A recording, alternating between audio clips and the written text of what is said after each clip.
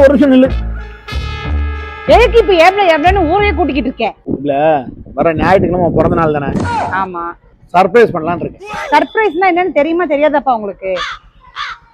சர்ப்ரைஸ்னா surprise பண்றதே தெரியக்கூடாது.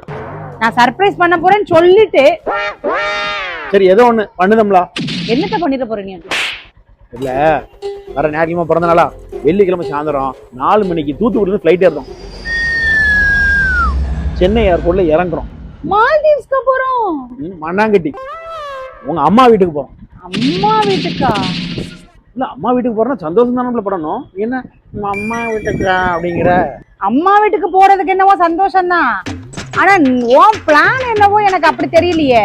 உள்ள வெள்ளிக்கிழமை 1 ஹவர்ல போய் இறங்கிடுவோம்ல. சனிக்கிழமை காலையில, மத்தியானம் நைட்டு, ஞாயிற்றுக்கிழமை காலையில, மத்தியானம், சாயந்தரம், அதே மாதிரி அங்கிருந்து 4 மணிக்கு ஃபிளைட்டை ஏறி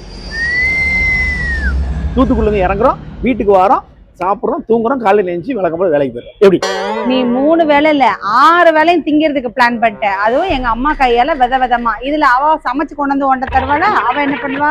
எம்மா மருமகனுக்கு டீ குடுமா, எம்மா மருமகனுக்கு அதை குடுமா, எம்மா மருமகனுக்கு இதை குடுமான்னு ஏன் உயிரை எடுத்துட்டு இருப்பா. இதுல என்ன சர்ப்ரைஸ் இருக்கு?